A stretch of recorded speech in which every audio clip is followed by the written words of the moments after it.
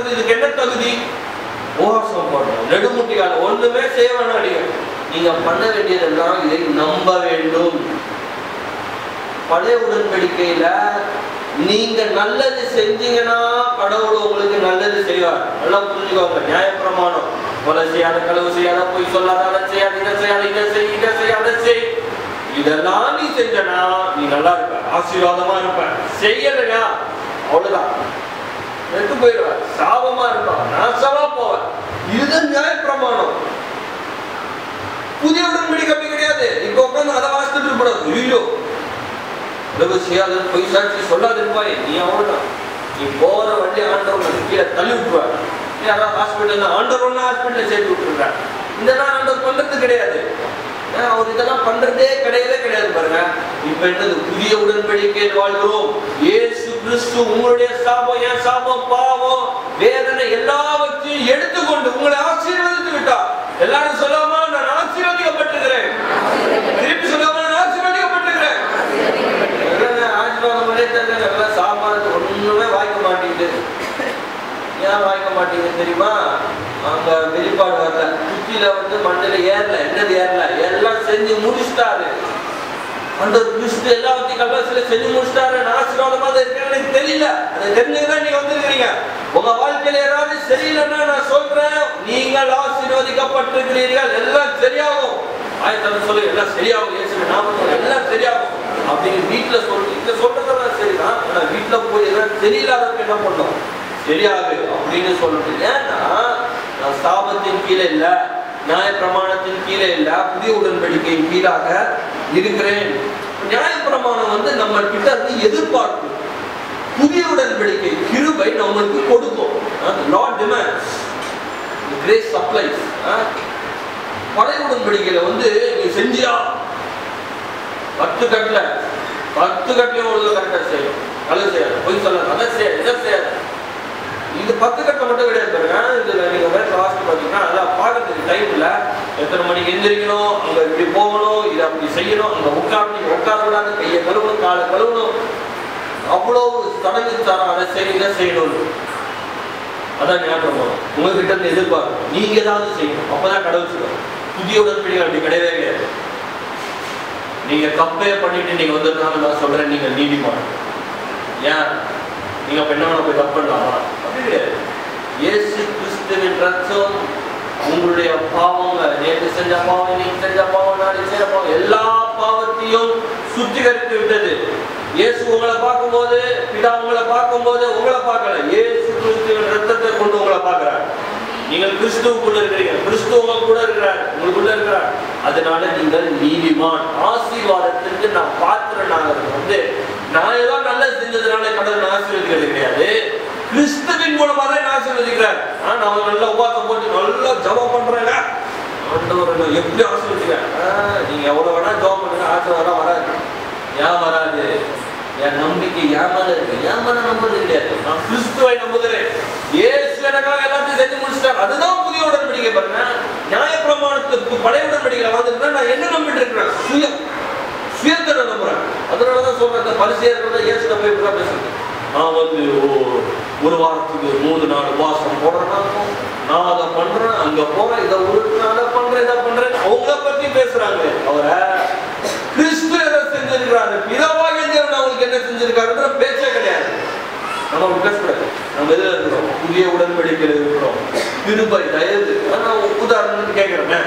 ஒரு உதாரணம் சொன்னேன்ல, இப்போ உங்களுக்கு 2 லட்சம் 3 லட்சம் ரூபா ஒருத்தர் திடீர்னு ஒரு 10 கோடியோ 100 கோடியோ கொடுக்குறாரு. இதுக்கு என்ன தகுதி இருக்கு? நீங்க வேலை பார்த்தீங்களா, சம்பாதிச்சீங்களா, இல்ல அவருக்கு தான் ஏதாவது செஞ்சீங்களா? என்னதான் பண்ணி நீங்க ஒண்ணுமே பண்ணலாம், ஆனா அவர் உங்களுக்கு கொடுத்துட்டு போறாரு. அது பேர் தான் தயவு, கிருபை, உங்களை மூழ்கடிக்கக்கூடிய சந்தோஷம். இதுதான் தயவு, கிருபை. இதுதான் கடவுள் நம்ம இடம் வச்சிருக்கிறார். நான் நல்லவனா இருந்ததுனால கடவுளை ரசித்தாரா? ரொம்ப நல்லவன் தான், ரொம்ப நல்ல ரசிக்கிறோம். அப்படி பண்ணல. எல்லா மனுஷரும் கெட்டு போய் பாவம் பண்ணாங்க. அவர் மோசமான மனுஷங்க. அவருக்காக ஒன்னும் மரியாதை, பாவம் மரியாதை அவங்க என்ன பண்றாருன்னா மதிக்கிறார். எதற்காக? நீங்கள் நல்லாக இருக்கும்படியாக. அவர் பாவமானார், நீங்கள் நீதிமான்களாக இருக்கும்படியாக. அவர் சாபமானார், நீங்கள் ஆசீர்வதிக்கப்படும்படியாக.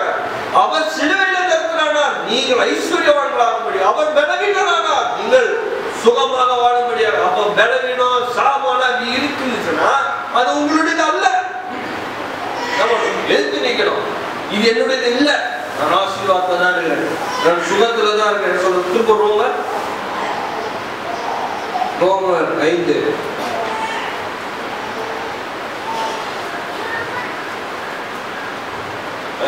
ரோமர் 5:20 மேலும் மீறுதல் பெருகும்படிக்கு நியாயப்பிரமாணம் வந்தது.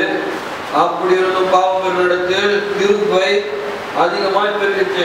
நம்ம இதெல்லாம் பார்த்துட்டு வரோம் பாருங்க. நியாயப்பிரமாணம் எதுக்கு கொடுத்தாங்க? எதுக்கு ஏற்று கொடுத்தாரு? பிதா நியாயப்பிரமாணத்தை கொடுத்தாரு. நியாயப்பிரமாணம் கொடுத்தப்பட்டா மனுஷனுக்கு தெரிஞ்சு அவன் பாவீடு. அது வரைக்கும் அவன் என்ன சொல்லிட்டுனா, நான் வந்து பாவமா செய்ய மாட்டேன். அந்த அவன் அந்த நம்புறேன். அவன் 10 கொலை பண்ணிடுறான். நான் 2 கொலை தான் பண்ணிடுறேன். கொலை பண்ணாலே தப்புன்றது மனுஷனுக்கு தெரியல, வேணும்னு சொல்றான். அவன் 10 கொலை பண்ணிருக்கான், நான் 2 தான் பண்ணிருக்கேன். அப்போ மனுஷனுக்கு சொல்லணும், என்ன சொல்லணும்? கொலை பண்ணாலே தப்புடா அப்படின்னு சொல்லும். அதுக்குதான் வந்தது நியாயப்பிரமாணம். நியாயப்பிரமாணம் மோசமானது கிடையாது.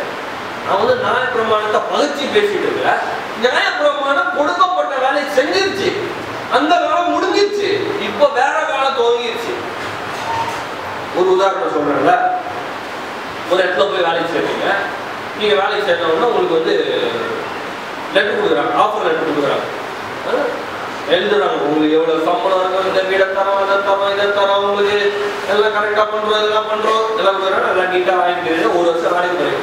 நீங்க ரொம்ப சூப்பரா வேலை பார்க்கறதுனால உங்க மேனேஜர் உங்களை கூப்பிட்டு, நீ ரொம்ப சூப்பரா வேலை பார்க்கற, உனக்கு ஒரு 2-3 கார் நான் அடிஷனலா தரேன், ஒரு 2-3 பங்களா உனக்கு தரேன், உன் சம்பளத்தை இவ்வளவு பெருக்கா தரேன், நீ அதை பண்ண இதை பண்ண, பெரிய போஸ்ட் தரேன் அப்படின்னு சொல்லி புது ஆஃபர் லெட்டர் கொடுக்குறாங்க. புது லெட்டர் அடிச்சு மடிச்சு கொடுக்குறாங்க. நீங்க பெரிய ஆள் ஆயிட்டீங்க. இப்போ அடுத்த மாசம் சம்பளம் வருது. பழைய சம்பளம் போட்ட உடனே கர்த்தருக்கு ஸ்தோத்திரம், போதும் என்ற மனதில் இருக்க வேண்டும்.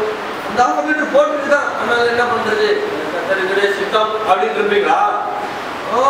போயிட்டு தூக்கிட்டு போயிடும். புதுசு எப்படி போட்டிருப்ப, புதுசு எப்படி போட்டிருப்ப. பழசை செய்ய மாட்டோம். அது பழசுங்க, அது முடிஞ்சு போச்சுங்க. இது புதுசு, புதுசு போட்டிருக்கு பாரு, வீடாங்க சொன்னியப்பா. இதுதான் புதிய உடன்படிக்கை. பழைய உடன்படிக்கை வச்சுட்டு கூடாது, புதிய உடன்படிக்கை. பழைய உடன்படிக்கை சொல்லிருக்கேன், எங்க தாத்தா ஏதாவது தப்பு பண்ணாருன்னு எவ்வளவு சாபம் இருக்கும். அது பழசு, அது கிடையாது, அது வேலைக்காக. இப்போ என்னது புதுசு. இப்போ என்ன சொல்லி இருக்குது? எல்லாம் முடிந்தது. எல்லாம் சொல்லுவாங்க, எல்லாம் முடிந்தது. என் பிரச்சனை முடிஞ்சிச்சு, உங்க சாபம் முடிஞ்சிச்சு, உங்க தோல்வி முடிஞ்சிச்சு, உங்க இல்லாம முடிஞ்சிச்சு, உங்க வறுமை எல்லாம் முடிந்தது. என்னது ஆரம்பிச்சுட்டு நீங்க என்னைக்கு ஏற்றுக்குள்ள வந்தீங்களோ அன்னைக்கே வெற்றியும் செழிப்பும் ஆரோக்கியமும் நன்மையும் விரும்பியும் உங்க வாழ்க்கையில் என்ன பண்ணிருக்கு, வந்திருக்கு. அப்ப பழச பார்த்து போக கூடாது. இதெல்லாம் கரெக்ட் தாங்க, ஆனா ஒண்ணும் மாற மாட்டீங்க. ஏன் மாற மாட்டேங்குதுன்னா அதையே பார்க்கறது இல்லை, பழசையே பார்த்துட்டு இருக்கிறது, பழசையே பேசிட்டு இருக்கிறது. அதை பேசக்கூடாது, அது யோசிக்க கூடாது, பிரச்சனையை பேசக்கூடாது, தோல்வியை பேசக்கூடாது. எதை பேச இருக்கணும்? தேவன் எனக்கு எல்லாவற்றையும் செய்து முடித்து விட்டார். தோல்வி கிடையாது, பலவீனம் கிடையாது. ஏனென்றால் புதிய உடன்படிக்கை சாக்கியம். இதெல்லாம் புதிய உடன்படிக்கையில் இருக்கு. இன்னைக்கு ரட்சிக்கப்படுறீங்களோ அதுக்கு பாத்திரமா மாறுறீங்க. அப்ப இந்த நியாய பிரமாணத்தின் மூலமாக வருகிற பாவம் சாபம் இதெல்லாம் ஒன்றும் செய்ய முடியாது.